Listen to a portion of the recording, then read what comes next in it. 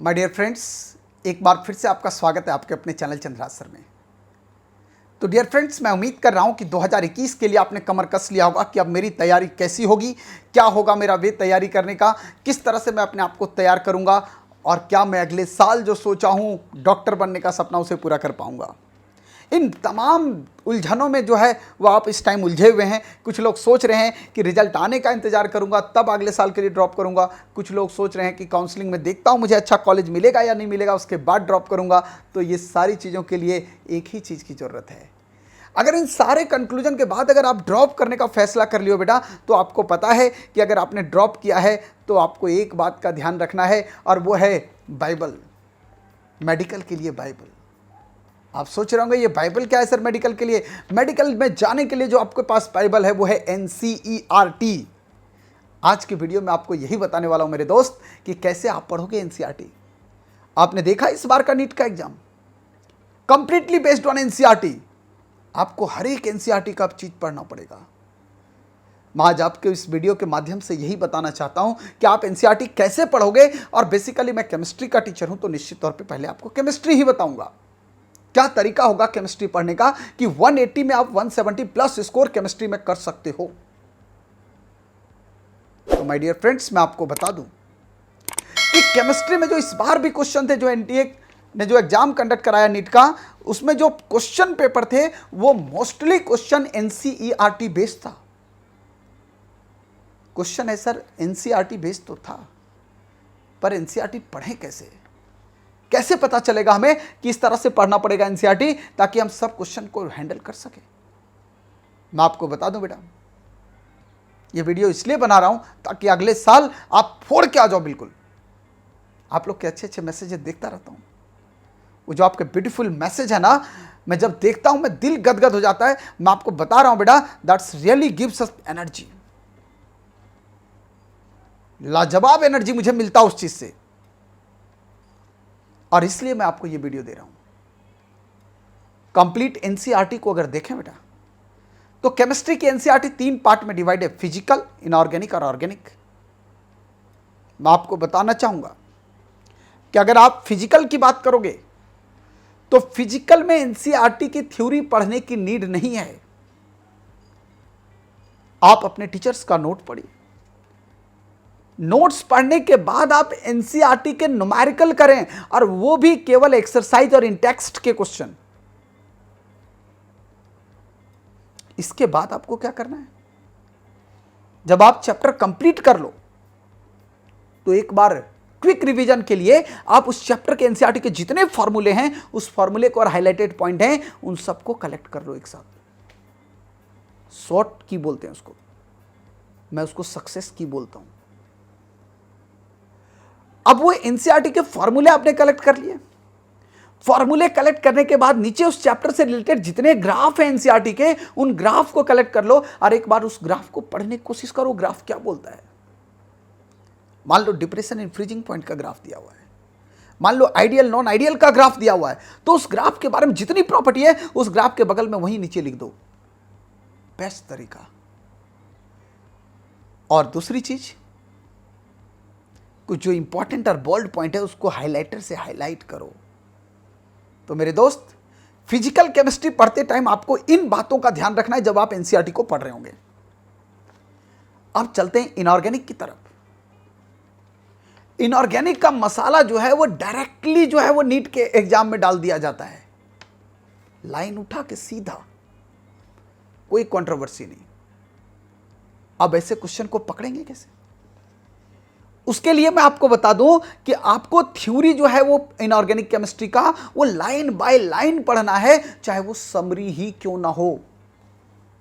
हर chapter के and में देखते हो कि बॉक्स में समरी होता है, तो आपको थ्योरी भी पढ़ना है और समरी का भी जो है लाइन, वो लाइन बाय लाइन पढ़ना है।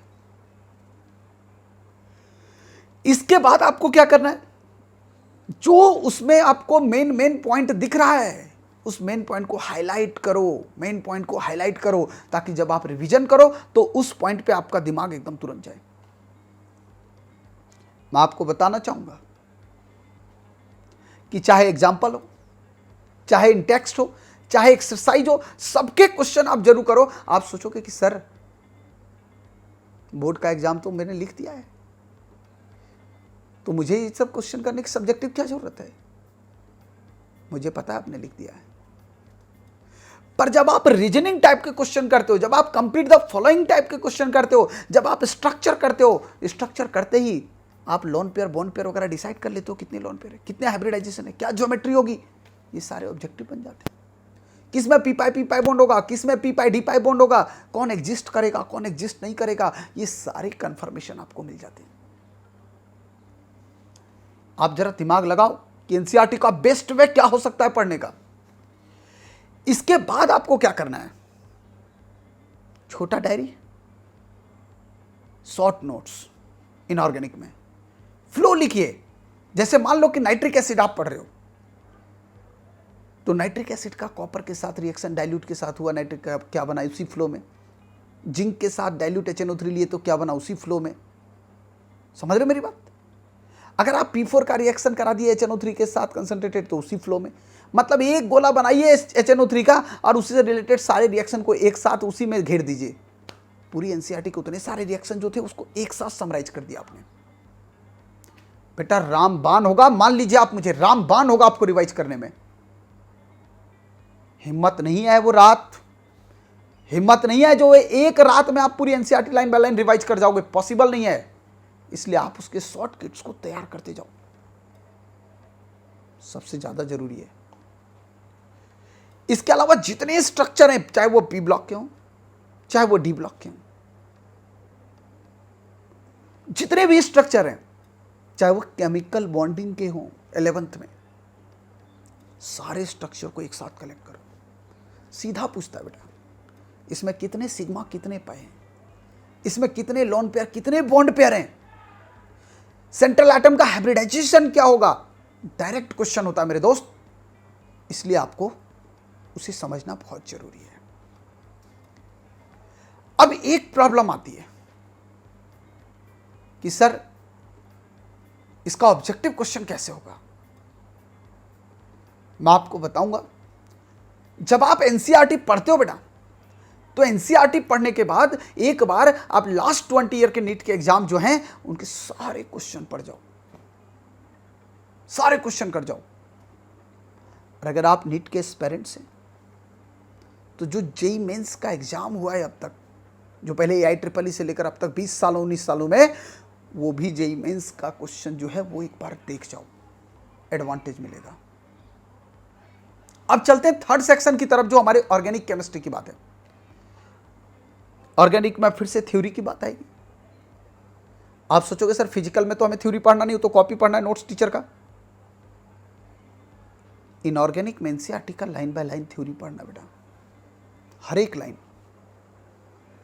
साथ ही साथ उसके चाहे एग्जाम्पल के क्वेश्चन हो, चाहे इंटेक्स्ट का क्वेश्चन हो, चाहे एक्सरसाइज का क्वेश्चन हो, चाहे कन्वर्जन हो, व्हाट हैपेंस हो, कंप्लीट द फॉलोइंग हो, पैसेज टाइप के बड़े क्वेश्चन हो, सारे करने हैं, सारे के सारे। और उसके बाद हर एक प्रिपरेशन और प्रॉपर्टी, मान लो आप पढ़ रहे हो अल्काइल हैलाइड, हेलो एल्किन की प्रिपरेशन पढ़ रहे, जितने प्रिपरेशन थे हेलो एल्किन के सबको एक साथ फ्लो चार्ट में ले आओ। उनकी प्रॉपर्टी जितनी थी उसको एक साथ फ्लो चार्ट में ले आओ, इन सारे को एक साथ फ्लो चार्ट में ले आओ। दिमाग में एक उलझन होता है कि सर ऑर्गेनिक तो मैं पढ़ लिया, बट सर ऑब्जेक्टिव क्वेश्चन नहीं बनते। इसलिए एनसीईआरटी रीड करने के बाद एनसीईआरटी का एक एक्सट्रैक्ट है, एमटीजी की बुक आती है, आप लोग देखते हो फिंगर टिप्स करके, एनसीईआरटी के लाइन को उठा उठा के एनसीईआरटी के एक्सरसाइज के क्वेश्चन को ऑब्जेक्टिव में ब्रेक कर करके दिया हुआ क्वेश्चन, आप उसको कर जाओ। इनऑर्गेनिक में भी ऑर्गेनिक में भी।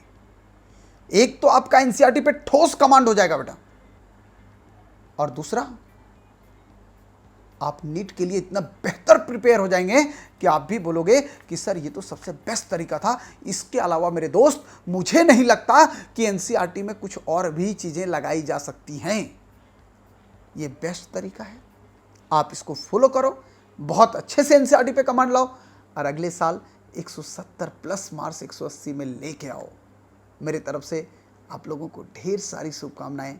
आप लोग यूं ही पढ़ते रहो, मुझे यूं ही प्यार देते रहो। आप लोग जो प्यार देते हो ना, वो रियली यार ट्रिमेंडस, दिल गदगद हो जाता है यार। इतने अच्छे अच्छे कमेंट लिखते हो।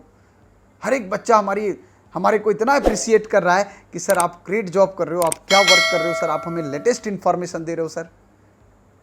ये जो एनर्जी मिल रहा है इतने सारे इन्फॉर्मेशन को कलेक्ट करने के लिए, इतने वीडियो को बनाने के लिए, इतने वीडियो को एडिट करने के लिए, जो ये एनर्जी मेरे अंदर मिल रहा है बेटा, वो कहीं ना कहीं आप लोगों के प्यार से ही मिल रहा है। आप लोग जो प्यार मुझे दे रहे हो, उसी के वजह से मुझे इतनी एनर्जी मिल रही है। आप लोग ऐसे ही मुझे प्यार देते रहो और मेरे साथ बने रहो। Thank you so much for watching my this video.